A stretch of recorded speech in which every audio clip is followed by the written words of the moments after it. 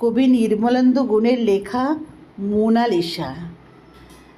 চোখ বন্ধ করলে আমি দেখতে পাই সদ্য রজস্বলা এক কিশোরীরে, যে জানে না কি কারণে হঠাৎ এমন তীব্র তুমুল আনন্দ কাতরতা ছড়িয়ে পড়েছে তার নৌল শরীরে।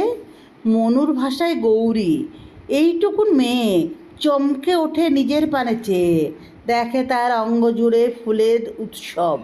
মনে হয় ছড়িয়ে পড়েছে মর্তে নার্গিস আর বার্গিসের স্বর্গ পুষ্পঘ্রাণ। মাকে ডেকে মেয়েটি শুধায়, আমার শরীরে ফুলের সৌরভ কেন? মেয়েরা বুঝি ফুলের উদ্যান? মেয়েকে বুকে জড়িয়ে ধরে মা বলেন, বোকা মেয়ে, কিচ্ছু বোঝে না। আয়, আজ আমি কুসুম গরম জলে তোকে নিজ হাতে গোসল করাবো। মার বুকে মাথা পেতে মেয়েটি তখন নিজেই কখন যেন মা হয়ে যায়।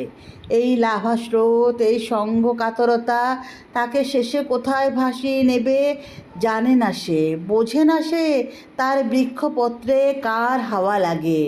অগ্নিকুণ্ডে বায়ুর মতন ছুটে এসে কে তাকে জড়াবে আদরে সোহাগে জানে না সে, বোঝে না সে তার চোখে তলপেটে ঠোঁটে ঘুমভাঙা স্তনে জেগেছে যে ঢেউ, তার গন্তব্য কোথায়?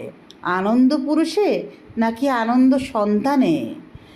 এইসব দেহতত্ত্ব জানার আগে, এইসব গূঢ় গোপন রহস্যভেদ হওয়ার আগেই আষাঢ়ের এক বৃষ্টি ভেজা রাতে মোনালিসার বিয়ে হয়ে গেল লিওনার্দো দা ভিঞ্চির সাথে।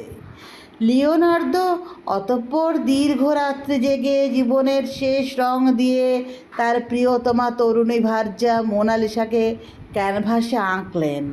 শিল্পের ঔরসে মোনালিসা গর্ভবতী হলে স্বর্গ থেকে মখ লুকাতে পুষ্পবৃষ্টি হলো। সিন্ধুর বিজয় রথ পশিল নদীতে, শান্ত হলো ক্ষিপ্তোন্মত সমুদ্রের জল। মোনালিসা ইউরোপের প্রথম রমণী পুরুষের কাণ্ড দেখে হাসে।